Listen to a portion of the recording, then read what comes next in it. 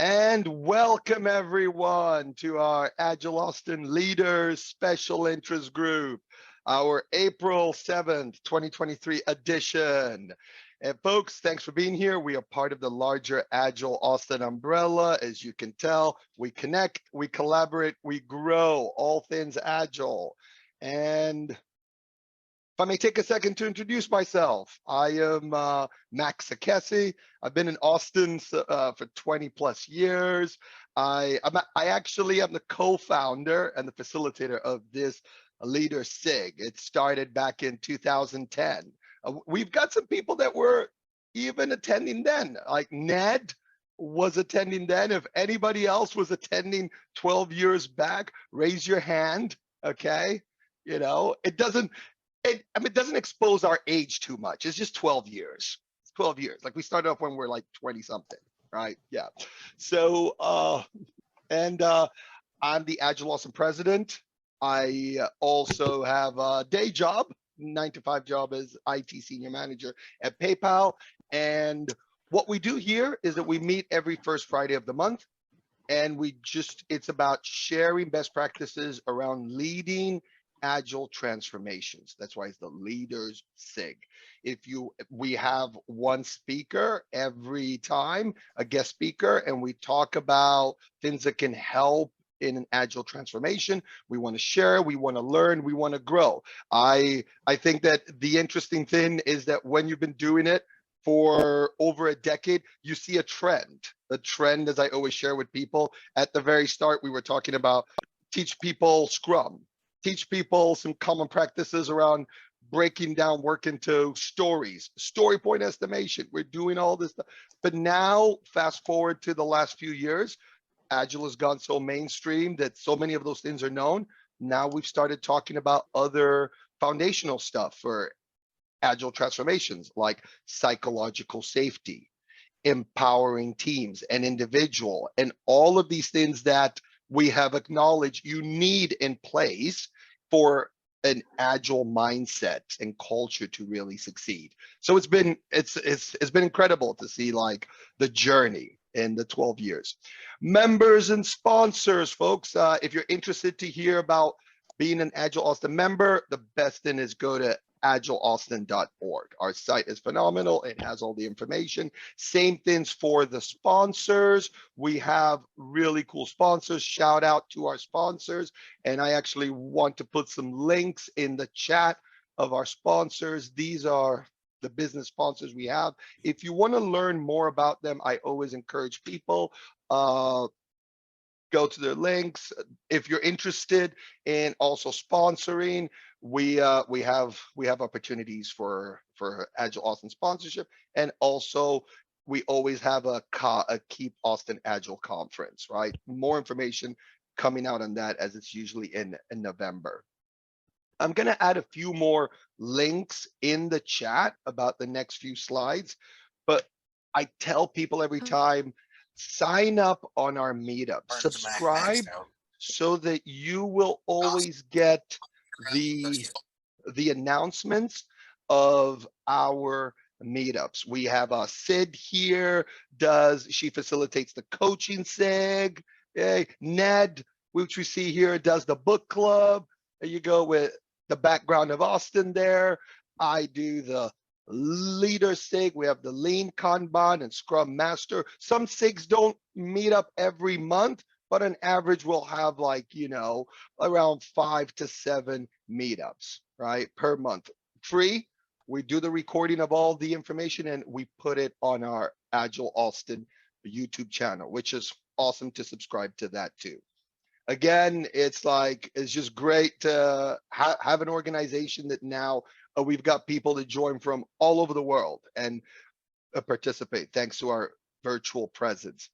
Board members, I'm the president. Steve is the vice president. Angela, chief product owner. Ben is chief technology officer. And Scott Keeling, who is one of also the founders of Agile Austin back in 2007. He's also on the board. We got a mixture of new folks, old folks, all the various stuff. And if anybody has a question or wants to tell us how phenomenal we are, feel free to email us at board@agileaustin.org. Okay. It's funny. I say that all the time. I've never got an email about, y'all are great. Y'all are awesome. So I'll just keep on saying that until then. Or maybe no news is good news also. Who knows? If you're interested in volunteering, go to our site, okay? I put that also in the chat. We always have some opportunities for people that want to get engaged, connect in the Agile community. Today we have Griff. Griff is here, and we're gonna do what I call the guided discussion, okay? Because sometimes we have speakers, and sometimes we're just gonna have a guided discussion. It's like podcast / focus on particular Agile topics / today there might be some venting / like, we just mix it up, and we want to make it as interactive as possible. So people are interested to join, chat, raise your hand so I know that I call on you, your virtual hand, and let's have some fun, okay, on what not to do when being Agile. Ooh, and then Kim will be speaking on May 5th. Kim has a humongous amount of experience, and we're going to be talking about what she's be speaking about specifically. So stay tuned on the posting that's coming out on Meetup. As always, first Friday of the month. Folks, thanks for being here. And as I say that, I would like to bring up another slide so that we can get started. Hey. Hold on a second. I got to switch slides here. This is like complicated stuff here. Hey, okay, I can handle this. That's why they pay me the big bucks. There you go. Can you all see my slide? What not to do when being Agile? Guided discussion with John Griffin and Max Ekesi. Woo! All right. So, Griff, I'm going to talk about how we met real briefly. Okay. I was at the System Design Conference here in Austin, downtown, and I went to Griff's presentation. Awesome presentation talking about system design, thinking, and all the various. And then at one point, he brings up Agile. And he's like, oh, and we got caught up in Agile, and what a pain, what a waste of time, what this and that. And I can understand where it's coming from, because I felt the same way about certain Agile experiences I've had. But I couldn't just, I am an introvert. I'm very shy, but I had to say something. So I just kind of said, hey, by the way, I'm Agile Austin president, and maybe I've had some different experiences with Agile than you have, but I'd love to hear more about it. So thank you, Griff. He goes by Griff, for being here so we can talk about this, okay? But first of all, let's get a feel about folks here in regards to what experiences you might have had with Agile. So I'm launching a poll, which says, how do you feel about your Agile experiences so far? And there's 4 options. Almost all my Agile experiences have been good. Oh, I see people voting. About half of my Agile experiences have been good. Very few of my Agile experiences have been good. What is Agile anyways? Because some people, we have to be aware, like, we're all in this Agile thing and all excited. We geek out. Some people are like, hey, I'm just joining to find out what is going on here. What is Agile, right? Okay, poll's gonna end soon. Yes, we got a lot of votes.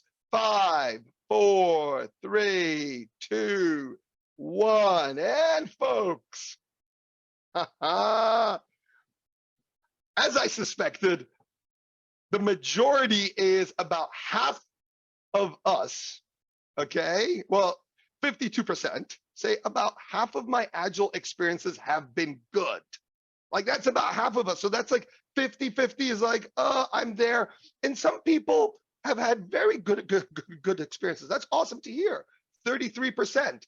And then there's some people that like very few of them. And there's 9% of it. About 10% of the people here are like very new to Agile. Don't have a feeling about it. Awesome. So we know what we're dealing with here. Absolutely. Yes. Okay, folks. So going straight into it, Griff, tell us who you are. So my name is John Griffin. I have worked for a long time. I come from the design space, so I run UX teams and have done so for many years.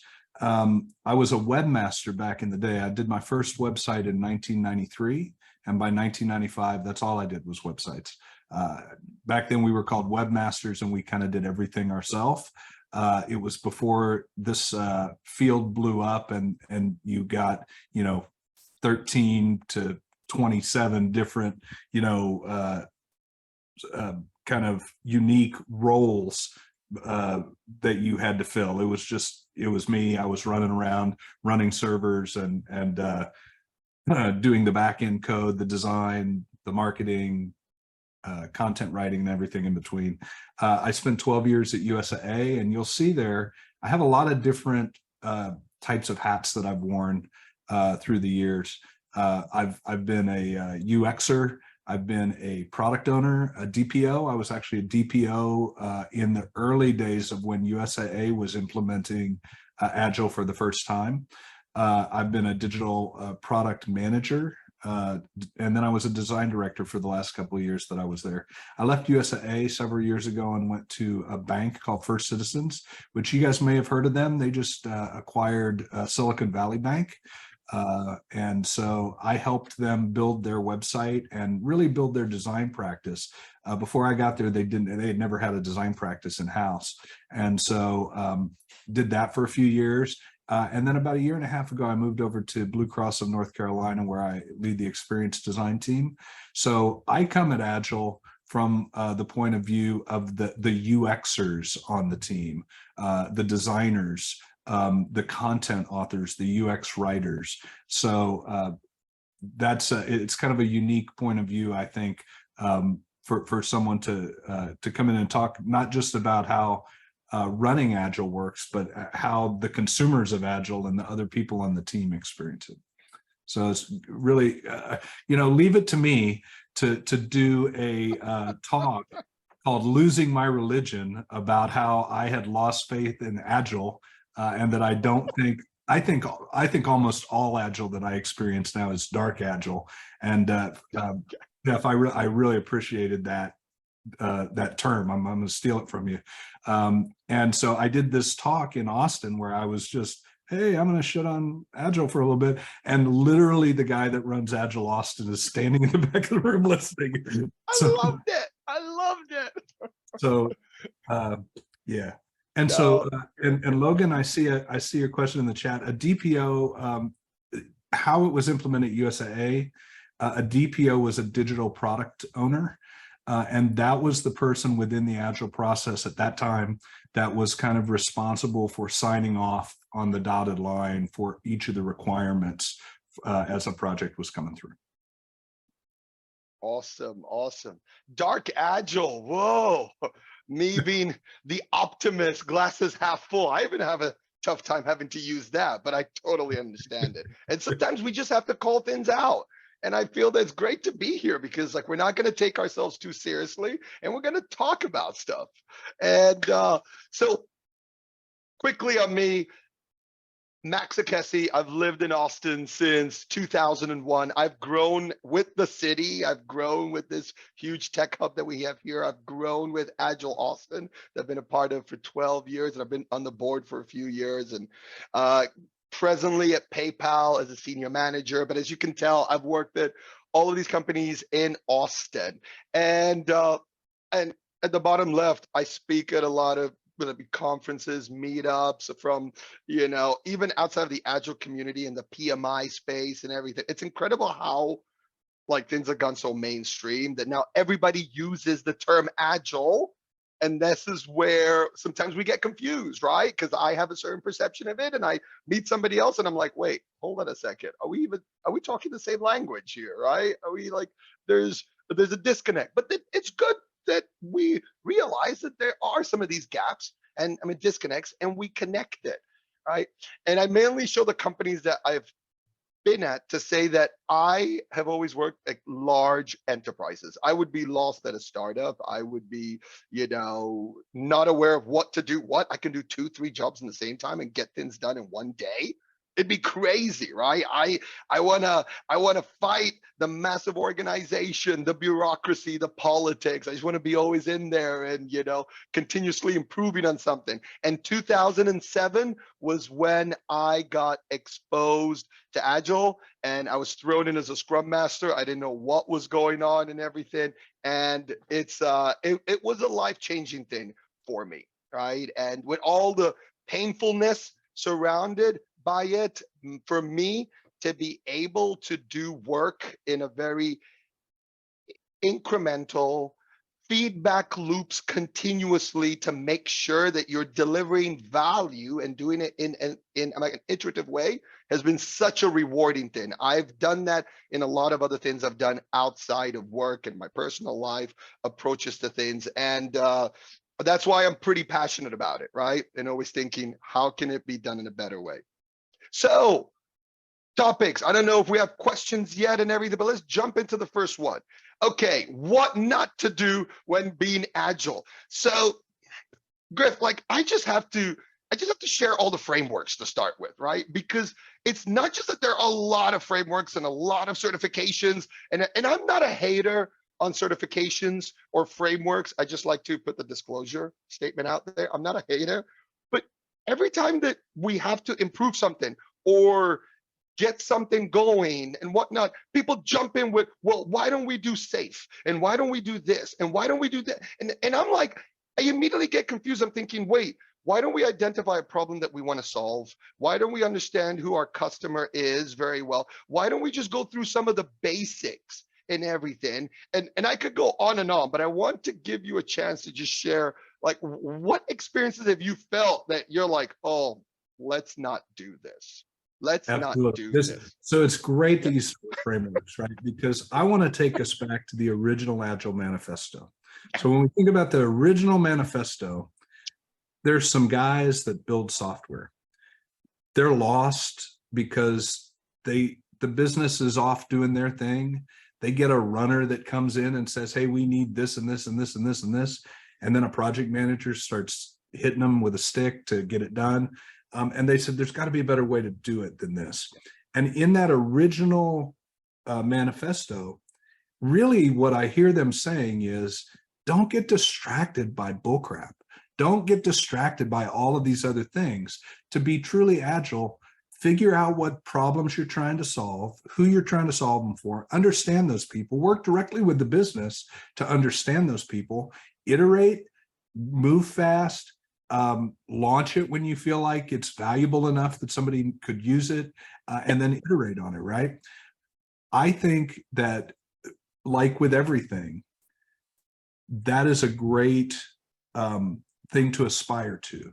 The challenge becomes that there are certain people that begin to use that kind of approach and they fall in love with the approach and it becomes a religion to them.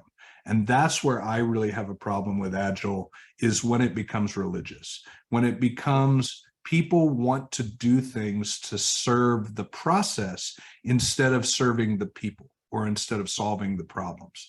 And so when I think of these things, first off, when you said SAFe, Scaled Agile Framework, I immediately had PTSD because I was the person at USAA 5 years ago or whenever it was that was tasked with trying to figure out how design and UX and design thinking and kind of all that upfront strategic design work, how does that fit into SAFe? And it was kind of like the thing that somebody asked me one time was, hey, if Agile is a manufacturing line, like at the Toyota Tundra, right? Where does design fit? And I said, well, it doesn't. Like the people that design the trucks aren't on the assembly line. You can't design a truck on the assembly line. That's dumb. That's the dumbest thing I've ever heard. And so and you use those exact words, like you use those exact words. Max, I think you know me well enough to know that I use those exact words. And that was a VP, and so maybe that didn't end well for me. But I really believe that, right? I think that I think that when it comes to building great experiences, a certain amount of this has to happen outside of the assembly line, right? And so when it comes to these frameworks, kind of my gut says pick one and go with it, but don't over-index on it.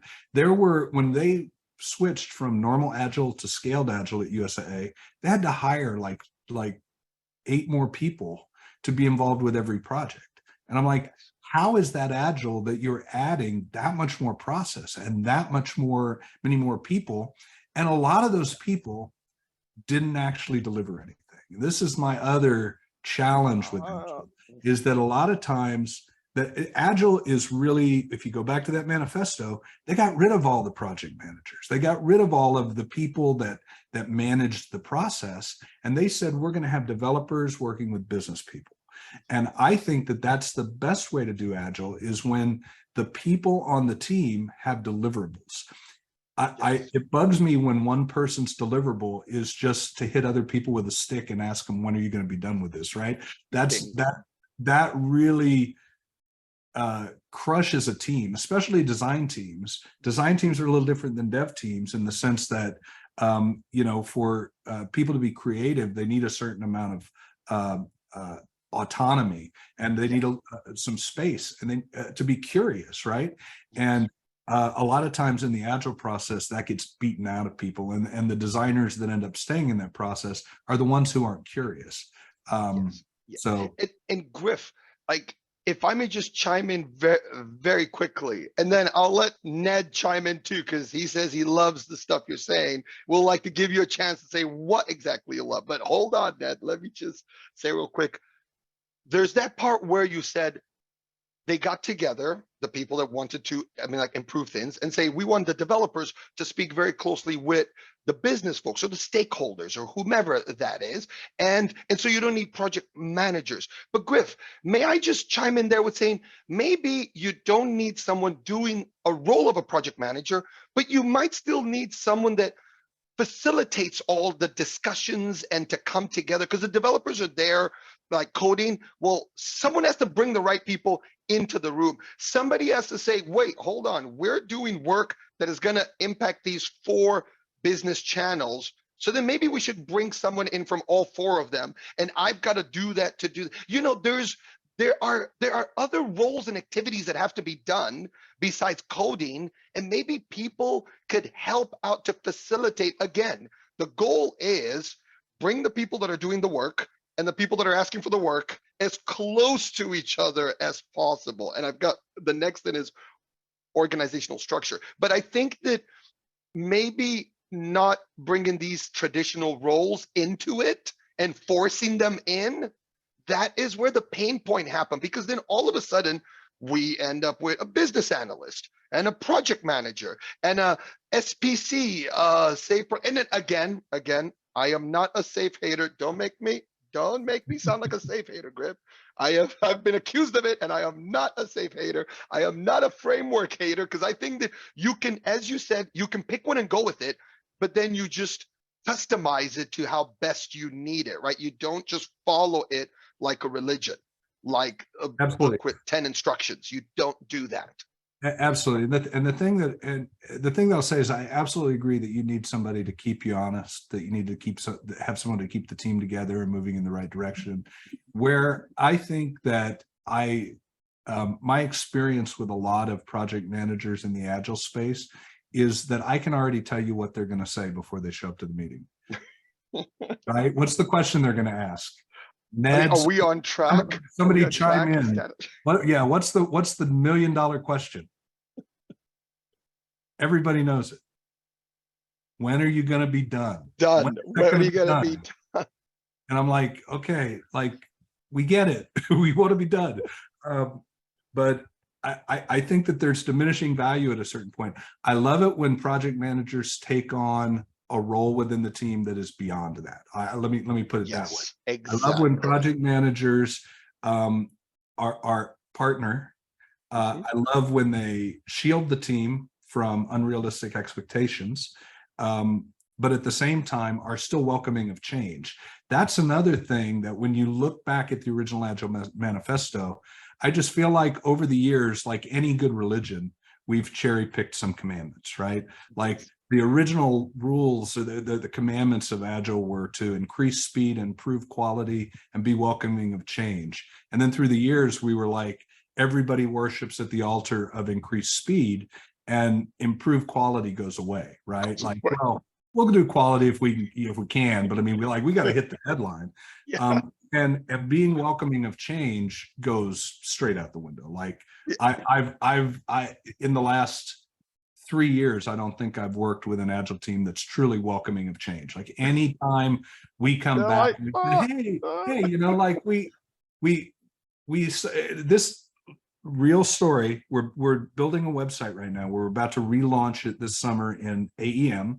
So we're having to re-architect this a website from the ground up. And I just had a discussion where I said, hey, on our hero images, they're a little bit tall in some of the use cases that we're finding. We just like to decrease the from a CSS standpoint, we want to take these 64 pixel margins and we want to make them 24 pixel margins. And then we had to have a discussion about how, oh my God, like, are we going to have to do a CR? Are we going to have, oh my God, like, what is it going to do to us? Like, well, guys, it's literally a line of CSS changing. Like, it doesn't There's have to. got to be an easy way to implement this. Absolutely. Right? And so, you know, that these are the things that through the years I've experienced. And I believe in the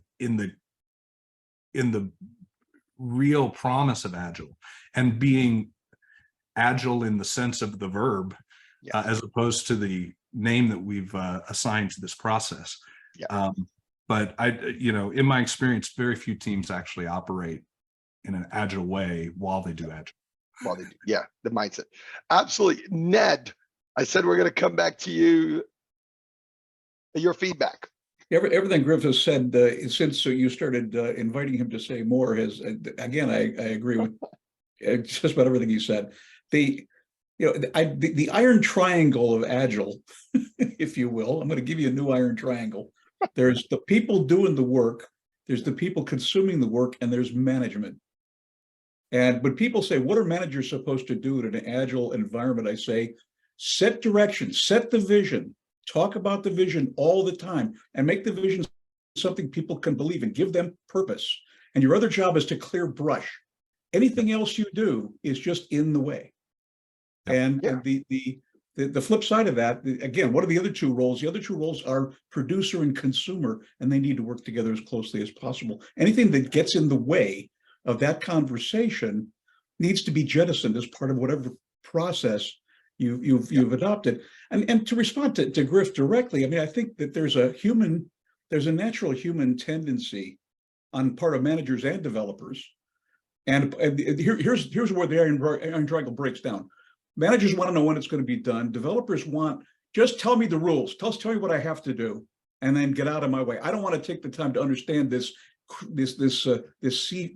touchy-feely Agile stuff. I just want you to tell me what the rules are. And the customers want to say, just give me what I need. And I'm not going to be very careful about, and I don't know what that is, but give me what I need, right? And so the whole notion of Agile being a conversation between the producers and the consumers, you know, with the management just keeping the impediments down. You know, you talked about enhancing the role of project managers. Before I ever learned about Agile, I demoted the project managers. I created a role in my organization called project coordinator to count the beans. Their job was to count the beans and stay out of the way of the lead engineer, very much kind of a Toyota model before I knew anything about Agile. Right? I had a key engineer who understood what the vision, what the product vision was.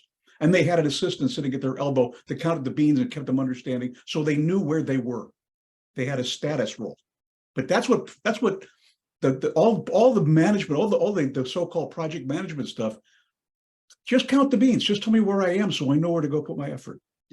And, oh, sorry, Ned. I'll shut up now. But I mean, I would like to believe that there's more value that someone can add than counting the beans. But then that goes into, you know, can you help empower the team. Like there are various things that you can do both as a manager and not to increase psychological safety, increase, the mastery that the team has. Like going back to the Daniel Pink drive and intrinsic motivation. Some things don't happen by chance that create a better high performing team. Sometimes some people from outside have to come and help that because the team has to do work, has to focus on the work. There is, and again, when you look at what Kanban defines as being the first two things you do is do nothing. The first thing you do is nothing. Yeah. Make all the work visible and commit to change, commit to improvement. And I think all of agility needs to fall in that. Just first know what's true, and then ask what can be better. And that's your process improvement process. That's the only thing I would add to. And then, what else do we need? Continuous and that's when you go improvement back to and Kaizen. management and say, here's what we need. We need this. So you clear this brush for me. Yeah. This is what I need to be more effective. And you'll be happier because we'll be done sooner with whatever the most valuable thing is. Now I'll shut up. No, I love it, Ned.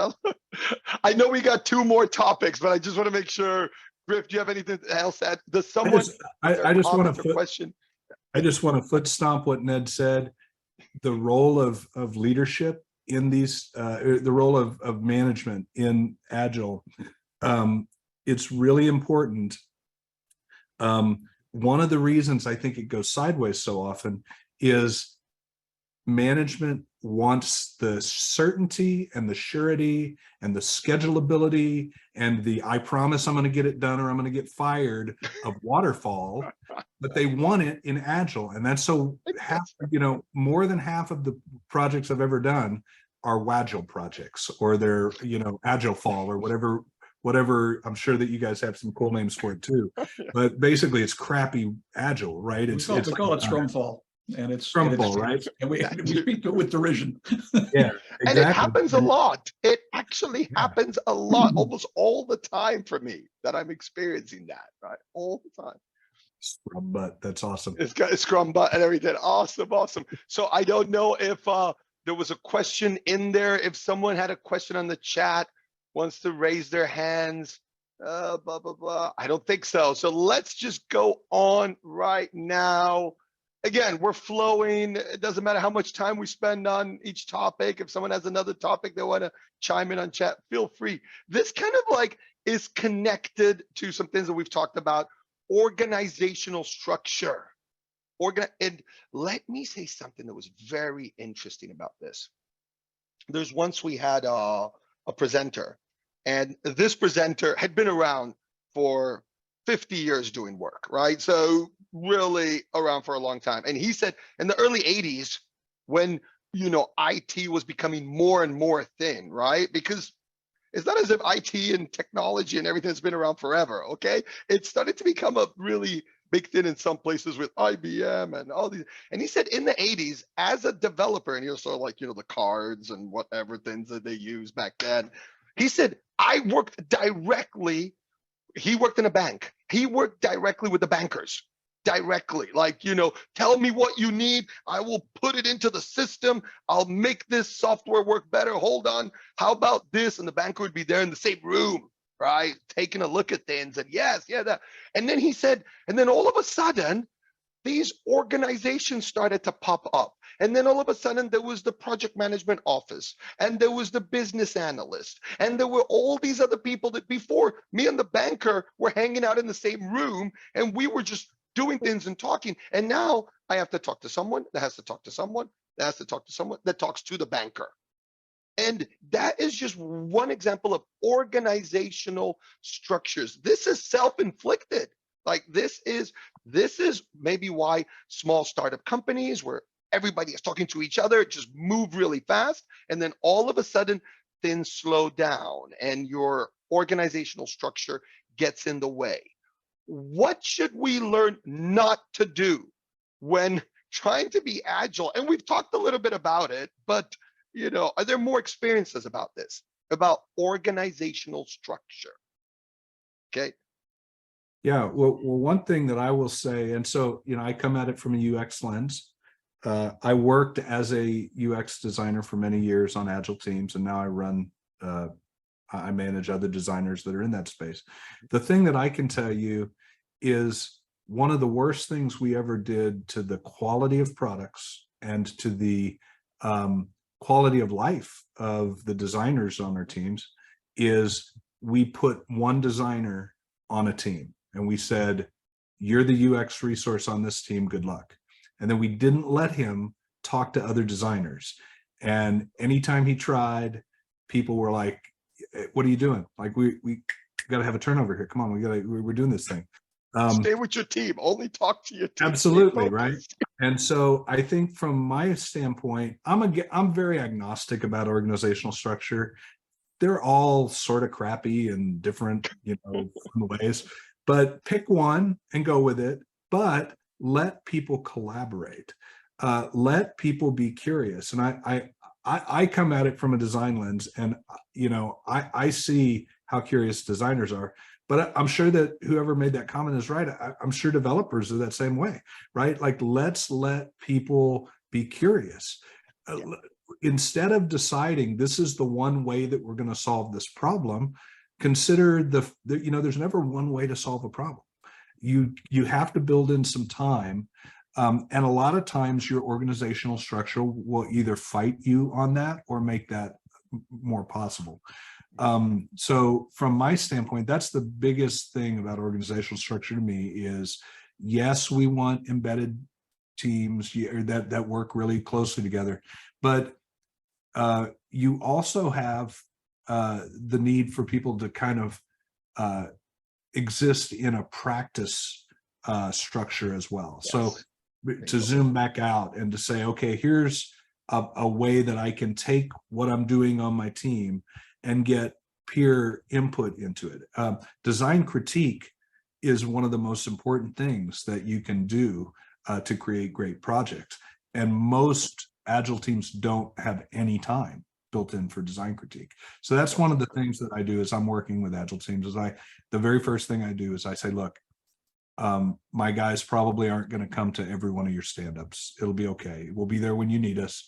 But, we've got some other things that we'll ask them to do. Like once a week, I want them to be in a design critique, and I want them to be bringing work and getting critique and together, things like that. So no, and Griff, and I think spot on. The first thing that came to mind a bit, and I'll talk about some things that I've also, done in this space, but I think that one of the reasons why the Spotify approach got very popular, like that whole concept of guilds and stuff like that, because it really raised the visibility on the fact that you need to be speaking to other people, like sharing best practices, critiquing, like each other's work, doing stuff like that. Because I might think of something up that is really awesome. I'm a brilliant individual, so the majority of things that I come up with are just brilliant and awesome.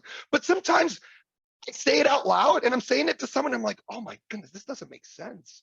It's not like, and when we start to, I needed to talk with someone about it before and brainstorm about it. And how do you think about this, where we want to put some lean portfolio management into the process and talk about it a bit, and share ideas, the practices part. And I saw Sid was like nodding and everything. Sid, if you want to chat, not to put you on the spot, or like anything said, but absolutely. Plus there's the Spotify thing with chapters and guilds, but also a thing that I've been thinking about a lot lately is pairing, which we do with developers all the time. We put developers who use certain skill types together because we find it makes their code better. The same with UX, with content design, with any of the other skill sets, allowing coaching. If you're the only person with that skill on a team, then it's a detriment. So being able to connect in with others, I think that's a big thing. Yeah, share it with some people. Some people from my team that are here in the call can testify to. At PayPal, I do a quarterly Agile Community of Practice brown bag session of just like sharing knowledge and breadth and best practice, because these organizational structures silo us. They silo us, and sometimes I work across like hundreds of people, almost 1,000 people, like hundreds of teams. And I can see some teams that are doing some really good stuff, really good. They're delivering value continuously. And you hear from their stakeholders and everything. And sometimes all I have to do is, hey, why don't you come share something at this brown bag? Because there are other organizations or other teams that don't know anything about what you're doing. And they're struggling with it. They might be succeeding at some other things, but they're struggling with like delivering value very quickly and integrating the feedback loop from the end user into their next planning session.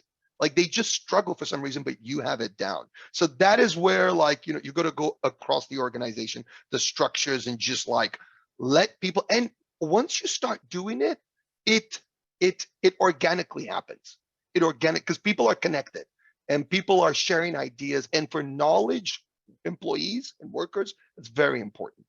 Very important. Can I just, Max, can I Please share one other thing on organizational structure that I think is important? Mhm. I think it goes both ways, right? I think on some level, you've got to be able to zoom out and have your, you know, areas of practice.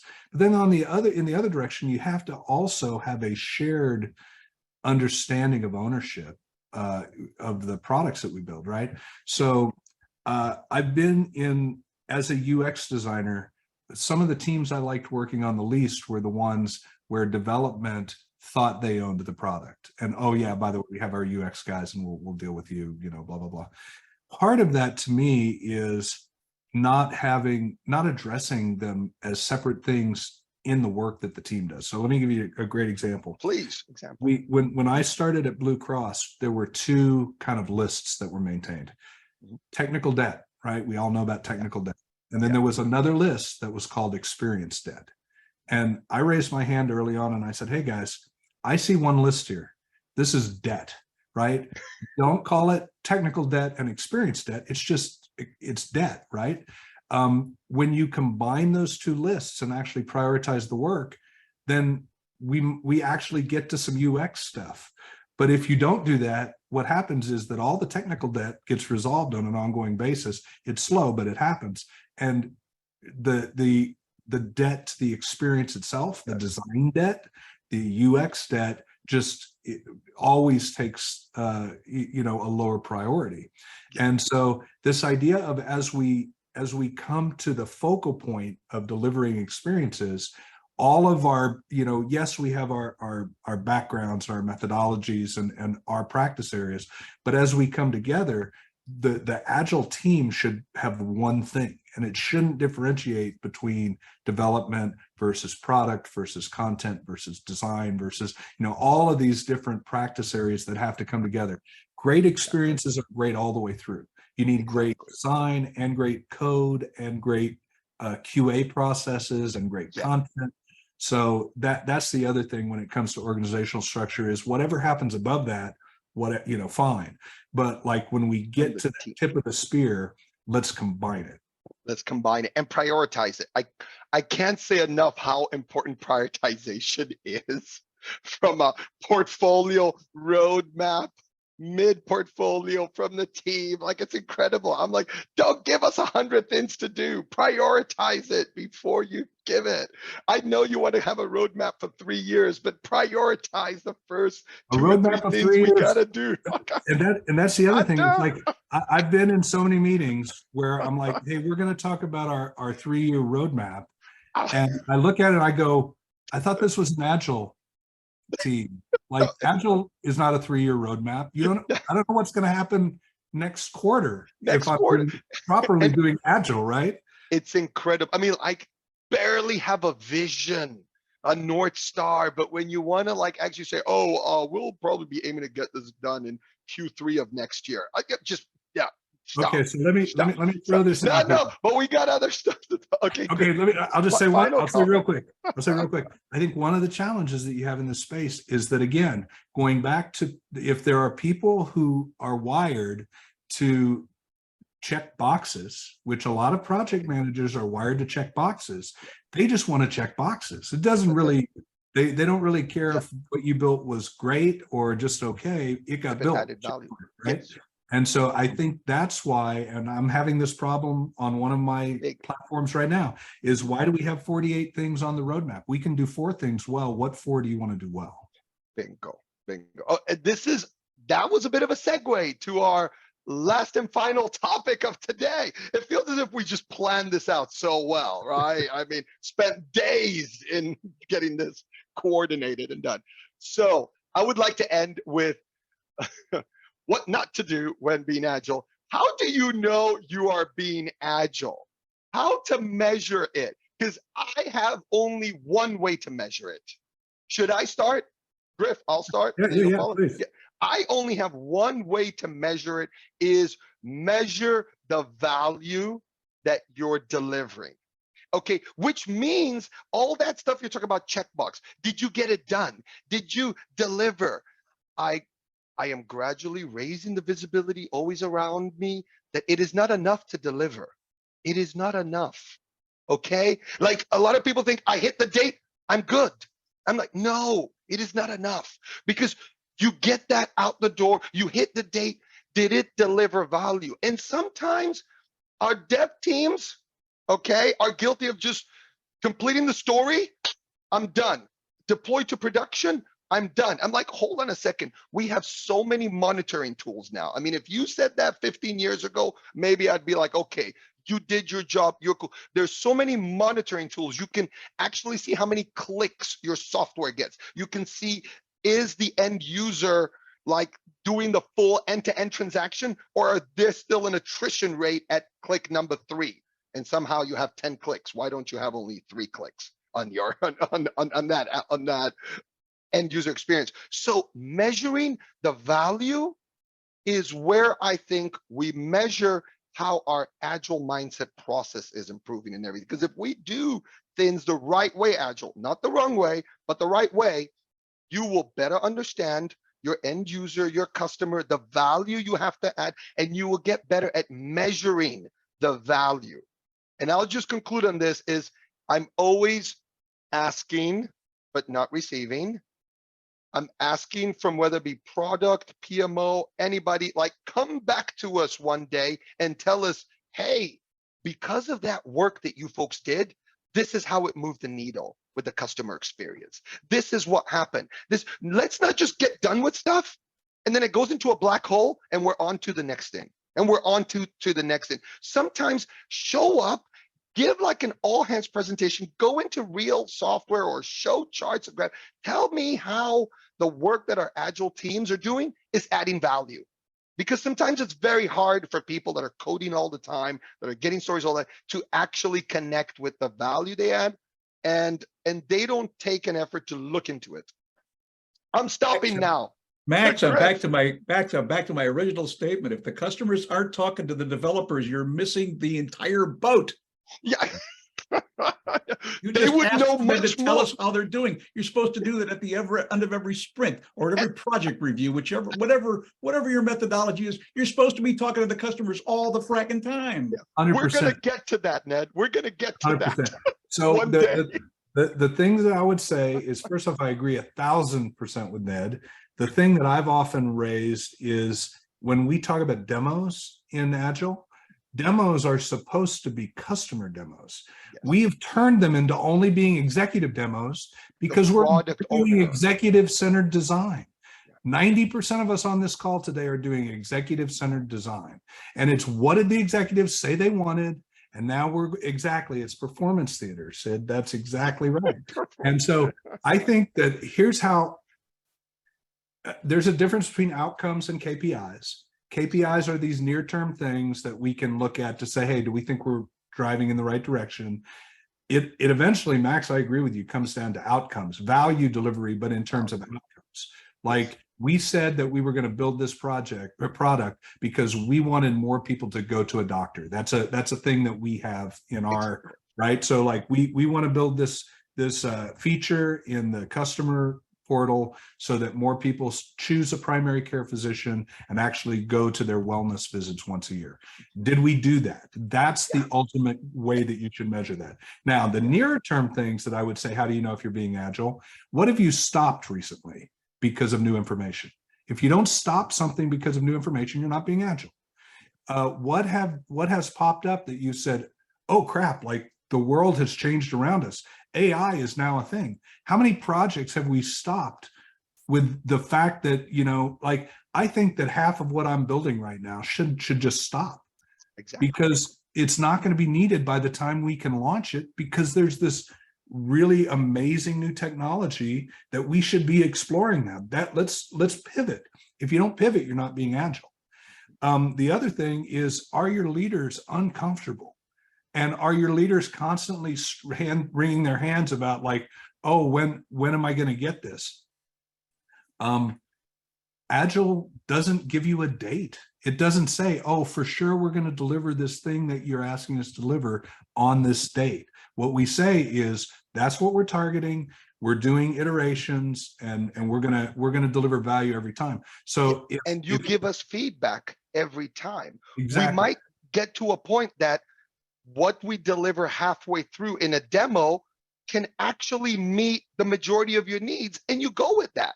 And we go with that. And so the timeline, it didn't matter at that point. Yeah. So the other thing, and I think this is one of the biggest things, when I ask, are we operating in an agile way, is, are we delivering stuff early? Are we delivering stuff and being like, hey, we talked about, we wanted to have this outcome, and we were working, and we thought, hey, here's a quicker way to deliver that. And so the team refocused and we delivered it. And now, instead of you waiting for, 3 sprints for it, we've got it now. That's agile, right? To me, that means that we're clearing out bullcrap.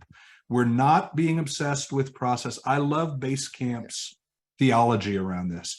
Basecamp has this kind of mantra that they use, and they say planning is guessing. So they just don't spend a lot of time planning.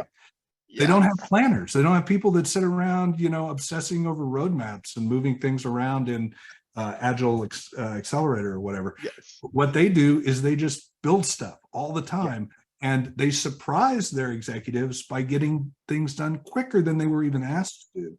Like To me, that's how experimenting. we're being agile. Yes. And Griff, correct me if I'm wrong, but more and more, I feel as if I'm getting at least I'm experiencing the perception that we're going to move away from annual roadmap and portfolio planning. I feel that there are still some old school thinkers in there. There's still some decision makers that want to see a whole annual roadmap, very detailed and everything. But I'm seeing some cracks in the wall. I'm seeing some cracks where people are saying, we planned all of this back in December, and we're in August and we haven't delivered any of it. Like, it should stand out that annual planning at some point just doesn't work, right? I agree with that, and I think we are seeing cracks in the wall.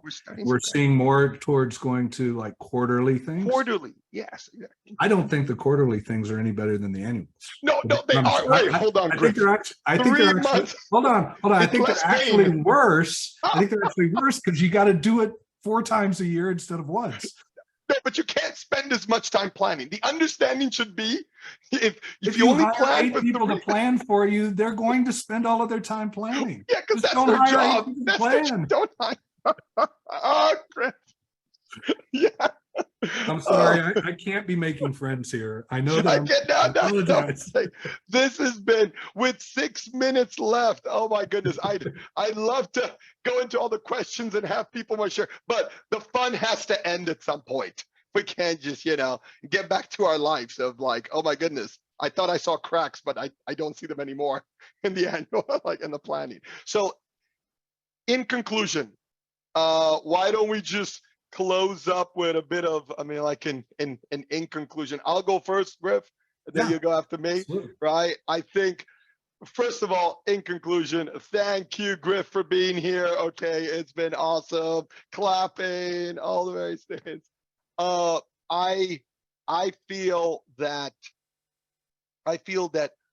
the amount of disruption that is going to come with AI and with a bunch of other things is just going to even more so raise the visibility that we have to deliver value continuously, incrementally, having to sit and plan for really big chunks of work. It's going to be a thing of the past someday.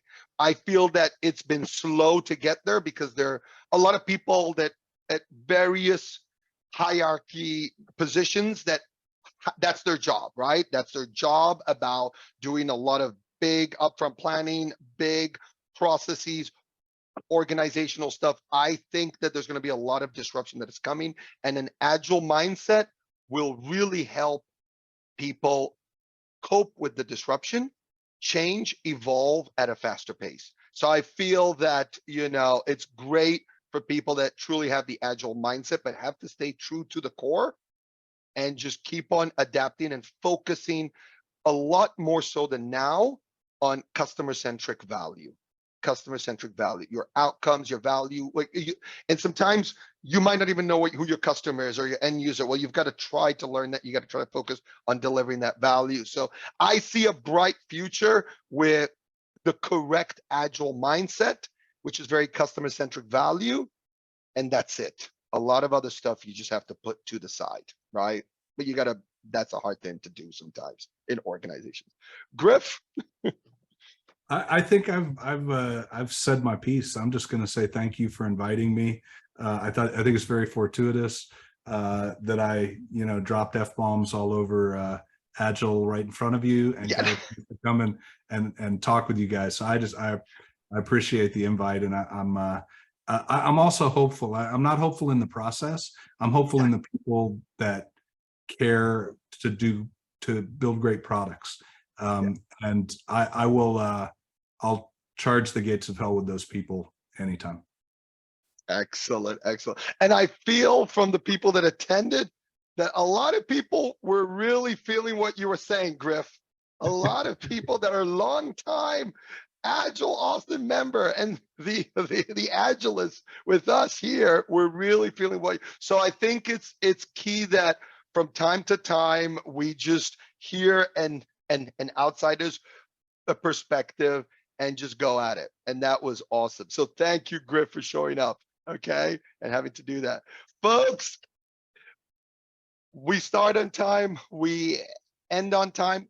This recording is going to be posted on our YouTube channel, but I got a couple of requests about the chats because the chats were very interactive and they're good. So I'm going to make sure that I also share the chat, the Zoom chat that we had. Okay, so I'll share that. I'm going to post it on the meetup. All right, I'll post a link to the YouTube recording and a link to the Zoom chat. All right, folks, have a good Friday. Okay, until the next time. Okay. Oh, wait, turn on your camera so I can take a little Brady Bunch Zoom picture here. Okay, turn on your camera for just a second. I see you folks. I see Jeff, Crystal. I see everyone. Okay, so now at the count, act as if you're having a good time. Okay, 3, 2, 1. And there, I've got you folks. Look at that. I see the thumbs up. I see the funny faces. Thank you. Thank you. Take care, folks. I'll post that on the meetup also. Have a nice Friday and weekend. Bye. Bye. Take care. Take care, Griff. Take care. Thanks for coming out.